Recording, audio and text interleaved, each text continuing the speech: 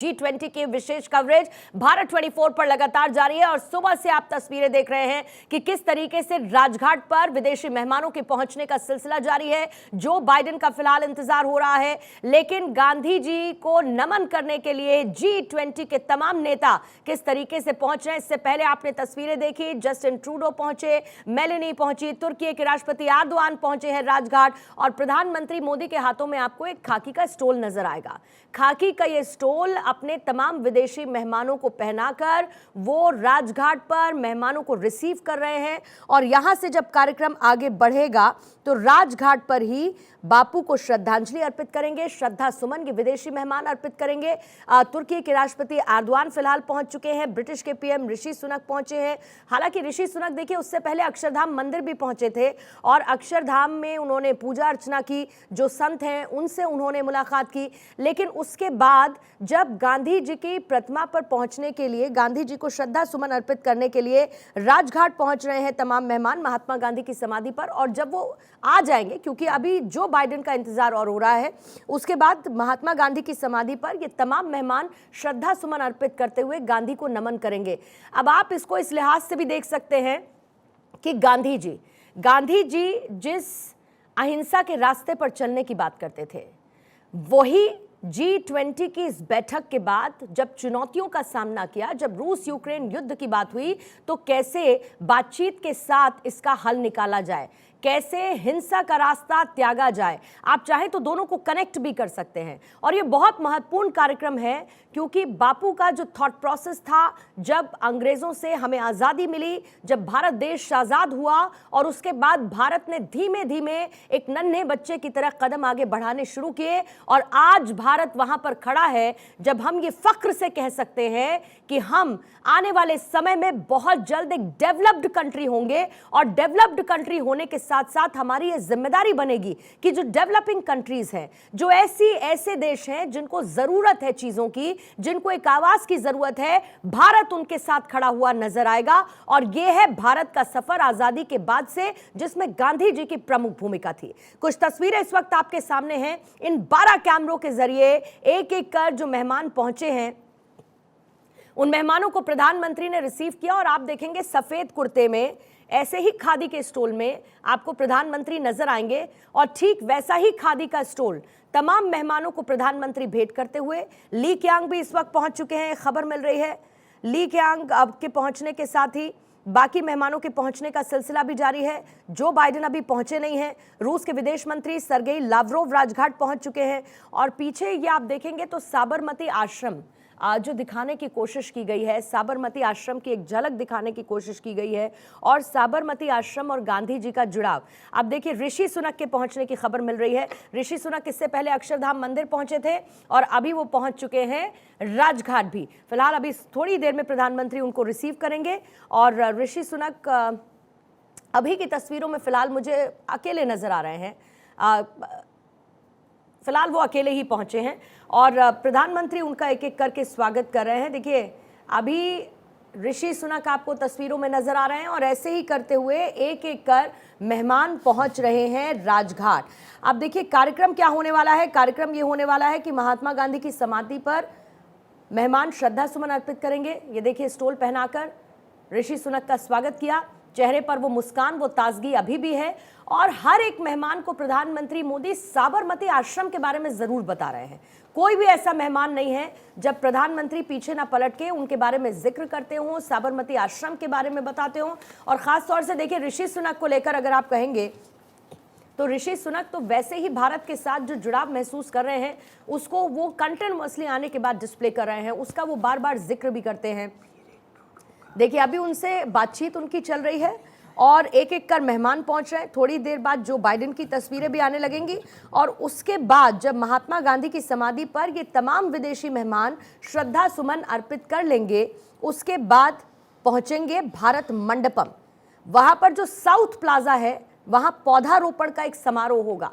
जिस हम green revolution की तरफ बढ़ने की बात करते हैं, हम कहते हैं कि हम ग्लोबल वार्मिंग से जूझ रहे हैं, हम ये कहते हैं हम तमाम समस्याओं से जूझ रहे हैं, उसमें बहुत महत्वपूर्ण जो है वो प्लांटेशन आता है, वो पौधारोपण आता है। और जब ये विदेशी मेहमान यहाँ पर पहुँच रहे हैं तो ये भी एक खास मौका होगा साउथ प्लाजा पर जब पौधारोपण होगा। आप सभी मेहमान स्क्रीन पर भी हैं। त्रिपाठी सर, आपके साथ ही मैं शुरुआत कर देती हूँ, क्योंकि अभी तो थोड़ी देर पहले ऋषि सुनक नजर आए थे और आज के कार्यक्रम के लिहाज से मैं सेंट्रिक रखना चाहूंगी। और आयुष भी मुझे स्क्रीन पर नजर आ रहे हैं, क्योंकि आयुष भी इस वक्त लाइव कर रहे हैं, राजघाट पर वो मौजूद हैं। आयुष, आपके पास आऊं उससे पहले त्रिपाठी जी आपसे रिएक्शन लेते हुए, राजघाट पर विदेशी मेहमानों की मौजूदगी भारत के इतिहास को, आजादी को, गांधी जी के योगदान को और आज गांधी के महत्व को एक साथ कैसे जोड़ती है? देखिए, यही चीज़ प्रधानमंत्री मोदी संक्षेप में अपने मेहमानों को वहाँ बता रहे हैं। मेरा ऐसा विचार है, क्योंकि क्या है कि भारत कहाँ से कैसे होते हुए अंग्रेज़ों की ग़ुलामी के चंगुल से किस तरह धीरे धीरे मुक्त होते हुए गांधी जी के नेतृत्व में, मार्गदर्शन में आज़ाद हुआ और आज़ादी के बाद कहाँ कितना स्वावलंबी हुआ, यही दिखाने की कोशिश प्रधानमंत्री अपने विदेशी मेहमानों को कर रहे हैं। वो ये बताने की कोशिश है कि देखिए, हमने कितना बड़ा संघर्ष किया है, हमने कितना बलिदान दिया है, हमने विदेशी कपड़ों की होली जलाई है, स्वदेशी कपड़े हमने इस्तेमाल किए हैं। और ये जो शॉल दिया जा रहा है, ये उसी का एक प्रतीक है कि हमारे स्वदेशी टेक्सटाइल, हस्तकरघा का कहाँ तक हमने विकास कर लिया है। तो ये चीज़ें सबमिट हो चुकी है ऑलमोस्ट, सिर्फ फ्यूचर वाला सेक्शन बाकी है, वो सेगमेंट। लेकिन ये चीज़ें दिखाने और बताने के लिए ज़रूरी हैं और अपने मेहमानों को। और कोई भी मेहमान आता है, कभी भी कोई भी वीआईपी आता है, तो राजघाट का विज़िट, वहाँ पर पुष्पांजलि समर्पित करना एक निश्चय बात हो जाती है, एक परंपरा है कि वो करना ही करना है। क्योंकि गांधी जी का सम्मान, उनके विचारों का सम्मान, उनके जीवन का सम्मान, उन्होंने जैसे कहा है कि my life is my message, वो सिर्फ भारत में नहीं बल्कि दुनिया के कई देशों में है। पांडे सर, इसमें कुछ ऐड ऑन करना चाह रहे हैं? और ये मेरे ख्याल से इटली की प्राइम मिनिस्टर मेलोनी है, जॉर्जिया मेलोनी, उनको भी दिखाया जा रहा है। और एक मैं देखिए कनेक्ट ये मान सकता हूँ कि इटली में भी एक राष्ट्रपिता गैरिबाल्डी, जिन्होंने इटली को एकीकृत किया और एक स्वतंत्र राज्य बनाने में एक वो योगदान दिया, तो उनको भारत के राष्ट्रपिता के बारे में बताना ये बहुत ही महत्वपूर्ण बात है। मेलोनी, इस वक्त पांडे सर आप कुछ ऐड ऑन करना चाह रहे हैं? कि वो आ गई हैं। और ये मैडम मेलोनी के लिए मैं कहना चाहूँगा कि इटली में बहुत ज़्यादा एक विध्वंसकारी, तो नेगेटिव वर्ड है, उसको कहना चाहिए, बहुत ही एग्रेसिव वे में आगे आई राजनीतिक परिवर्तन के लिए। और बड़ा पहले विरोध हो रहा था उनकी अप्रोच का, लेकिन धीरे धीरे वो जुड़ती रही और उनको फिर लोगों ने चुना। उन्होंने बहुत ही बोल्ड स्टेप लिया कि चाइना की जो BRI है उससे निकलने का।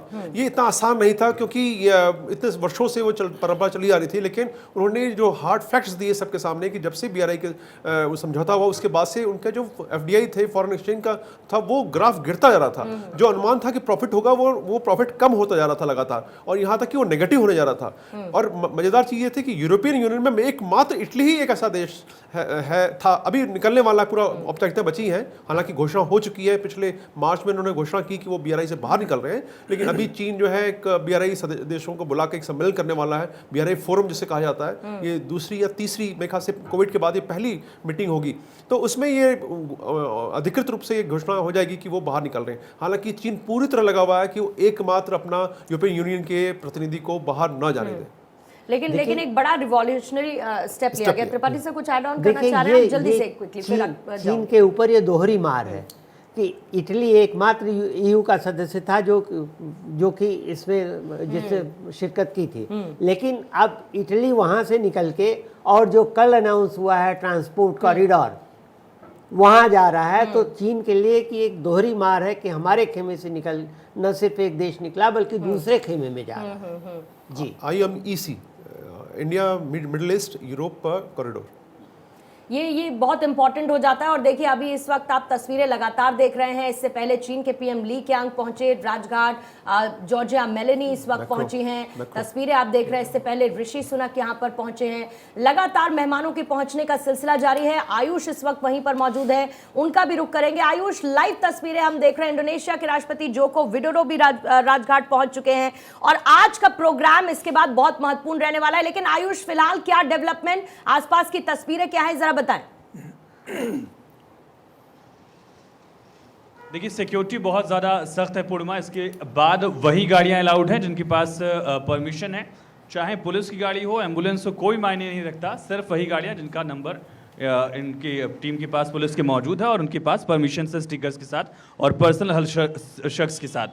और बेहद इंपॉर्टेंट मौका जब भारत के राष्ट्रपिता की पहचान एक वैश्विक स्तर अच्छा, पर बस पहले जोड़ से दूं ही आयुष, अपनी बात पूरी प्रधानमंत्री कीजिएगा। मोदी इमानुएल हर मैक्रो वैश्विक इस मंच वक्त से- स्क्रीन पर नजर आ रहे हैं और इमानुएल मैक्रो को भी प्रधानमंत्री की तरफ से वही खादी का स्टोल जो है वो भेंट किया गया। और उसके बाद फिर से प्रधानमंत्री मोदी साबरमती आश्रम के बारे में बताते हुए, इमानुएल मैक्रो से बात करते हुए, इससे पहले आपने देखा होगा जब जस्टिन ट्रूडो भी पहुंचे थे, एक एक कर तमाम जो मेहमान पहुंच रहे हैं, प्रधानमंत्री उनको इसका जिक्र करना नहीं भूल रहे हैं। ये काइंड ऑफ मैंडेटरी जिसको हम कहते हैं, वैसा फिलहाल देखने को मिल रहा है। और क्योंकि देखिए, जब भी कहीं पर लीडर्स जाते हैं, और करेक्ट करिएगा अगर इसमें कुछ एड ऑन भी करना चाहेंगे शुक्ला सर, क्योंकि इजराइल में दीवार है, जापान में जो मंदिर है, यहां पर जब भी कोई विदेशी मेहमान जाता है तो जरूर लेकर जाते हैं। जब भारत में कोई विदेशी मेहमान है तो राजघाट पर उनका मौजूद होना भारत के उन संघर्षों की तस्दीक करता है जिससे शुरू होकर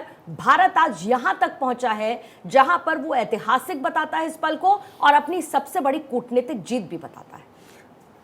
देखिए, मुझे लगता है कि प्रधानमंत्री ये कल से ही जो भी भारतीय सांस्कृतिक प्रतीक हैं उनके बारे में विदेशी मेहमानों को रूबरू करा रहे हैं। जो चित्र है उनके माध्यम से, कल जब वो कालचक्र के सामने खड़े थे तो बहुत सारे नेताओं को एक्सप्लेन कर रहे थे कि ये मंदिर सूर्य मंदिर से लिया गया चित्र है जी, कोणार्क के सूर्य मंदिर से लिया गया चित्र है। उसके बाद शाम को जब डिनर से पहले राष्ट्रपति ने जो डिनर दिया था, उसके पहले जहां राष्ट्रपति, प्रधानमंत्री और विदेशी मेहमान आ रहे थे, वहां पर पीछे नालंदा विश्वविद्यालय का चित्र लगा हुआ था और वो नालंदा विश्वविद्यालय के बारे में बता रहे थे।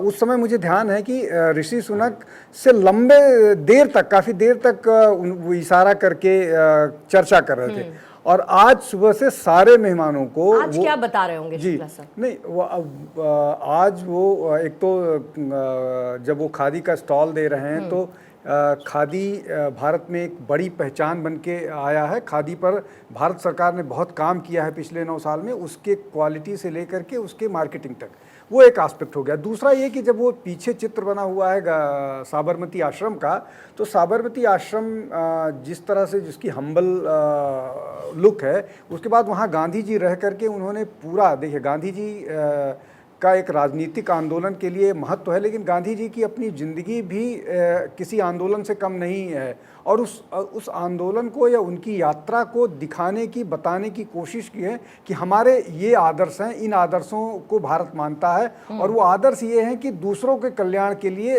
दूसरों के भले के लिए गांधी जी ने अपने आप को सब कुछ समर्पित कर दिया। और जो पीछे एक स्लोगन लिखा हुआ है जिसकी सब चर्चा कर रहे हैं कि my life is my message, तो ये सारी चीज़ें समझाने की कोशिश कर रहे हैं। बहुत सारी चीज़ें, देखिए वो कई के बार कल्चरल डिफरेंसेस के कारण शायद भारतीय चीज़ें लोगों को नहीं समझ पाती, उनको एक्सप्लेन करना पड़ता है। तो वही सारी चीज़ें लगातार बताने की कोशिश की जा रही है और ये लगातार हो रहा है पहले से।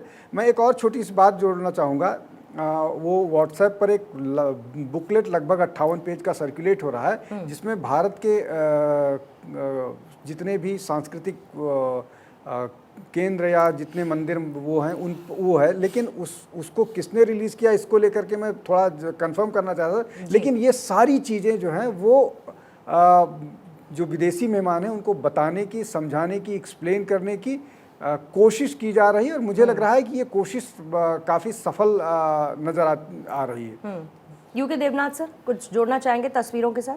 देखिए, एक एक राष्ट्राध्यक्ष जब आ रहे हैं तो किस तरह से उनको एस्कॉर्ट किया जा रहा है, और सबको मालूम है कि इसके बाद वह मोदी जी से गर्मजोशी से मिलेंगे और राजघाट पर खड़े हैं। यानी भारत के पिता, father of the nation, Gandhi ji ने दुनिया को यही संदेश दिया था कि दुनिया के सब देशों को मिलजुल कर आगे बढ़ना है। युद्ध, सर, साउथ हथियार अफ्रीका के किसी भी भी प्रेसिडेंट चीज़ का- रामाफोसा भी आ चुके हैं और खुशी भी देखिए उन्होंने जाहिर की थी जब अफ्रीकन यूनियन को लेकर हमने प्रस्ताव रखा, सबने उसका समर्थन किया। अफ्रीकन यूनियन 55 देशों के साथ अब G20 का हिस्सा है। हालांकि G20 और G21 कब होगा वो तो आधिकारिक ऐलान की बात है, लेकिन फिलहाल रामाफोसा को रिसीव करते हुए प्रधानमंत्री नजर आ रहे हैं और उनको खादी का वही स्टोल, वो शॉल भेंट करते हुए इस वक्त ये वो पॉइंट है जहां सारे नेताओं की पिक्चर नजर आएगी।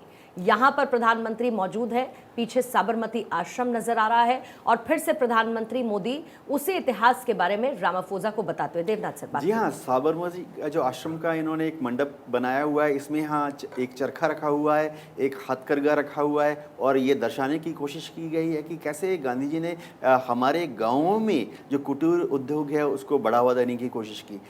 गांधी जी को मालूम था कि अगर गांवों का विकास होगा तभी भारत के शहर और भारत का विकास होगा। देखिए, चरखा दिखाया जा रहा है। इस चरखे की खासियत यह है कि हर लोएस्ट समाज के सबसे नीचे के स्तर पर जो कार्यकर्ता हैं, वर्कर्स हैं, महिलाएं हैं, गरीब आदमी हैं, वह भी एक चरखे का इस्तेमाल करते हुए किस तरह से देश की प्रगति में अपना योगदान दे सकते हैं। अभी हम अफ्रीकन यूनियन की बात कर रहे थे। कल के जो 122 पॉइंट हैं उसमें एक हिडन पॉइंट भी है। मैं जरा 1 मिनट लेके उसको समझा देता हूँ। जी सर। उसमें एक इम्पॉर्टेंट पॉइंट दिया गया है कि किस तरह से दुनिया के ग्लोबल साउथ के जो देश हैं वो मजबूरी में इधर उधर से दूसरे जो आर्थिक और वित्तीय संस्थान हैं उनसे बहुत ही अनफेयर टर्म्स पर लोन लेने के लिए मजबूर हैं। मेरे ख्याल से चाइना की बात हो रही है।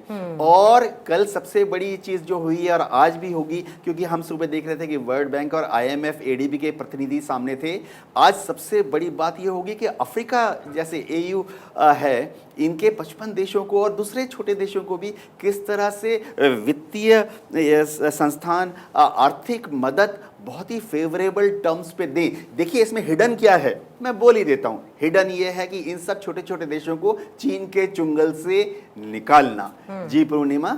और ये आजकल ये आज की तारीख में सारे देश पहचानते भी हैं, जानते भी हैं, और इसीलिए जब जब इसका जिक्र होता है तो एक कंसेंसस पर खड़े हुए नजर आते हैं। देखिए, लगातार मेहमान पहुंच रहे हैं। इटली की प्रधानमंत्री जॉर्जिया मेलोनी पहुंच चुकी हैं, टर्की के राष्ट्रपति रेसेप ताय्यप एर्दोगान पहुंच चुके हैं, रूसी विदेश मंत्री सरगेई लावरोव पहुंच चुके हैं, पीपल रिपब्लिक ऑफ चाइना के प्रधानमंत्री ली कीयांग पहुंच चुके हैं, इंडोनेशिया के राष्ट्रपति जोको विडोडो पहुंच चुके हैं, ऋषि सुनक पहुंच चुके हैं, और उसके बाद हमने देखा किस तरीके से बाकी मेहमान भी पहुंचे। इमैनुअल मैक्रो भी पहुंचे, दक्षिण अफ्रीका के राष्ट्रपति रामाफोसा भी पहुंचे, और इसी तरीके से मेहमानों के पहुंचने का सिलसिला जारी है। और अगर आप देखेंगे ये जो पूरा राजघाट है, अब इसको बहुत बेहतरीन तरीके से तैयार कर दिया गया है पहले के मुकाबले। अब ये एक उद्यान के तौर पर अभी फिलहाल इसको बना दिया गया है। आपको जगह जगह अब देखिए, आपको गांधी जी नजर आएंगे, चरखा आपको नजर आएगा, ये मूर्ति आपको नजर आएगी। और ये कार्यक्रम आज जो है, जब श्रद्धा सुमन अर्पित करेंगे तमाम विदेशी मेहमान राजघाट पर मौजूद रहने के साथ ही, और महात्मा गांधी की समाधि पर ये श्रद्धा सुमन अर्पित करेंगे। प्रधानमंत्री लगातार हर एक मेहमान को, विदेशी मेहमान को रिसीव कर रहे हैं। ये कार्यक्रम थोड़ी देर और लेगा और उसके बाद भारत मंडपम सभी मेहमान पहुंच जाएंगे, और भारत मंडपम में जो साउथ प्लाजा है वहां पर पौधारोपण का समारोह होगा। लेकिन इसके साथ साथ आज बड़ा दिन है। ये तो सुबह की शुरुआत हुई। ऋषि सुनक की आपने अलग तस्वीरें देखी, वो अक्षरधाम मंदिर पहुंचे थे। उसके बाद विदेशी मेहमान इस वक्त राजघाट पहुंच रहे हैं। इसके बाद लेकिन आज द्विपक्षीय वार्ता बहुत महत्वपूर्ण, 9 देशों के साथ प्रधानमंत्री आज एक द्विपक्षीय वार्ता अलग अलग करने वाले हैं। और ये अपने आप में बड़ा इसीलिए है क्योंकि तीसरा सेशन भी पेंडिंग है। तीसरा सेशन भी आज होना है। कल दिल्ली डिक्लेरेशन आ चुका है। दिल्ली डिक्लेरेशन